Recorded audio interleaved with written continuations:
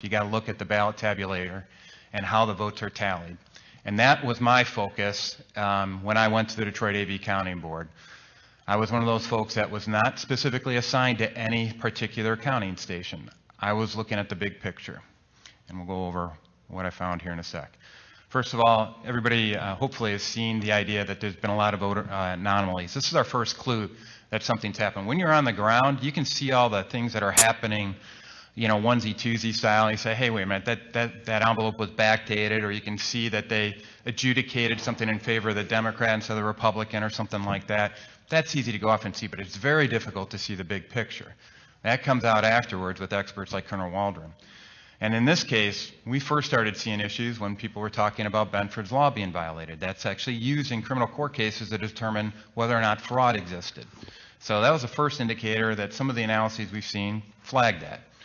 That's not proof. I mean, it's getting it's telling you that it's you've got something off here that you got to investigate. Then we've seen linear regression analyses that there's a lot of noise in, but it seemed to indicate a pattern of vote distribution that indicated some data manipulation.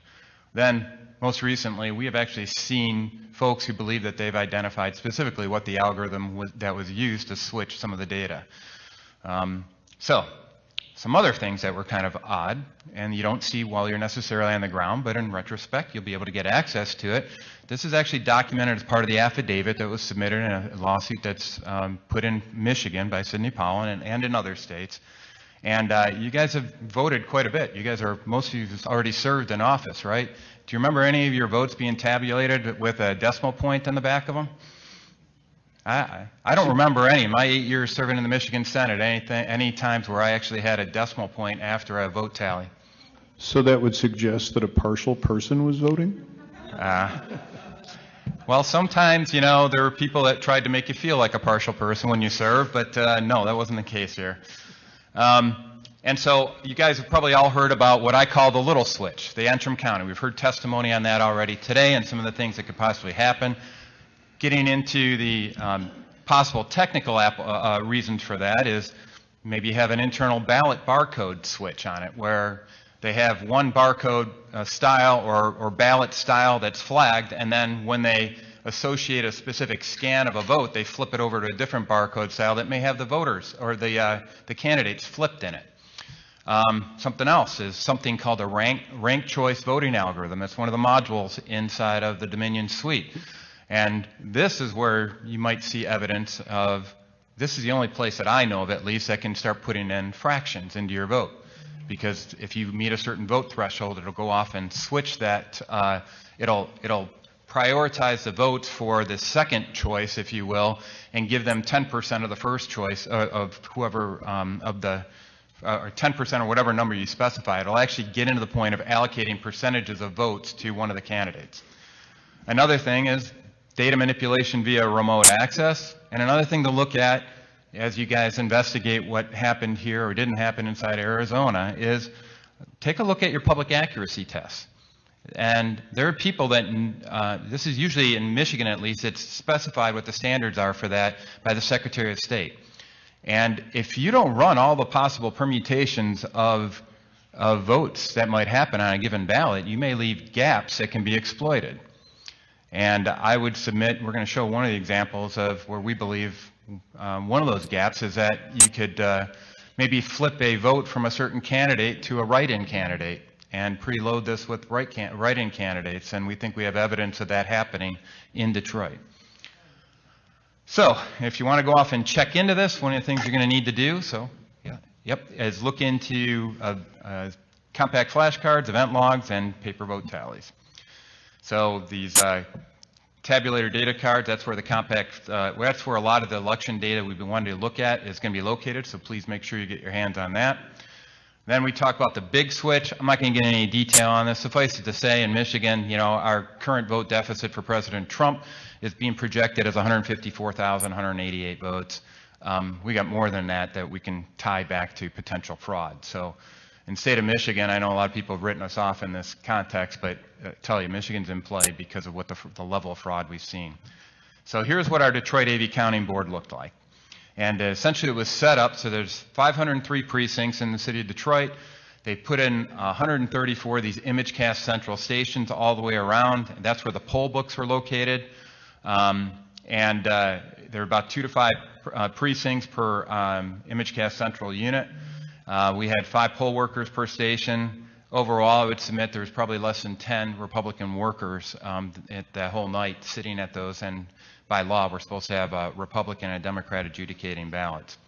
Here's what I said, that I was looking at the big picture when I got in there. I was looking at the big picture. First question I asked was, one of these chief election officials, his name was Chris Thomas, I said, who I worked with when I was serving in the Senate, I said, how are you going to protect the chain of custody around the tallies of the individual tabulators and your report outs to the county and all points beyond that? So we talked about the idea that this is getting reported out to New York Times. You can see it on CNN and all that kind of stuff. Show me how that chain of custody is protected. And this election official, who was state elections director in Michigan for 2 decades, said, I don't know. Now, this is kind of an important data point, don't you think? And I was badgering him the rest of the night. And I said, you know what? He finally acquiesced and said, tell you what, I'll let you know. And then finally, the last statement he had on it, because I was pretty persistent, was saying, you know what, I'm not going to tell you till after tomorrow.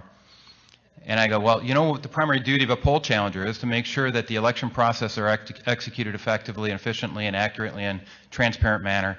He did not allow that to be done. A lot of these election officials will swear up and down that none of these machines were connected to the internet.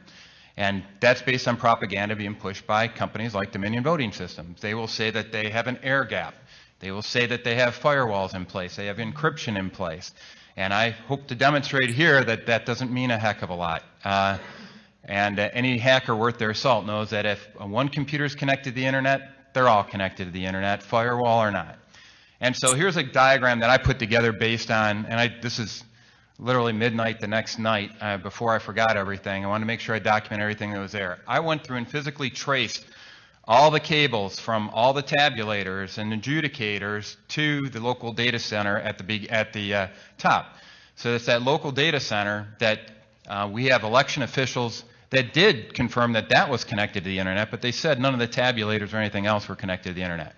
I can show physical connection between those tabulator machines via Ethernet cables, 2 routers or managed switch. It's tough to tell from 12 feet away. But it's a router type of device connected to all the other devices on this network. And as Colonel Waldron pointed out, it's designed to work as a network. And so all these tabulators were connected to one another, all the adjudicators were connected to one another, the local data center that they acknowledged was connected to the internet were connected to these tabulators and adjudicators. So, so if that wasn't enough, we went around to all the different computers and observed in the bottom right-hand corner of all the computers, and I can't do this because it defaults into a certain slide presentation mode, but if you have laptops that are window enabled and you're connected to the internet, you roll over that, and you got a Windows 10 device, roll your mouse cursor over in that bottom right-hand corner and you'll see a LAN internet connection icon. And you roll over it, it's going to pop up and say, connected to the internet. They wouldn't do that test for me to go off and demonstrate that. Yeah. So, guys, it's serious stuff. And I also wanted to highlight, I took a snapshot of what the Wi-Fi connections were at that point in time. And one of them is called AV_connect. I wonder what that was connecting. Part of their spec that they have in the contract with the state of Michigan that are supposed to be connected via Ethernet cables. And they even have cellular-based modems that they can plug into a lot of these items to transfer the data over the internet. They've got a Dominion Tech support manual that says connect it to the Ethernet. There's no denying that this was network connected. And by the way, even if they say it wasn't connected to the internet, in the Detroit AV County Board, I can trace a physical connection that says that the system that was used to tabulate 172,000 plus votes in the state of Michigan was all networked together. So even if it wasn't some guy sitting in an ice shanty in Antarctica connected to the internet, that one guy in the city of Detroit that had access to all that information could modify the votes locally there.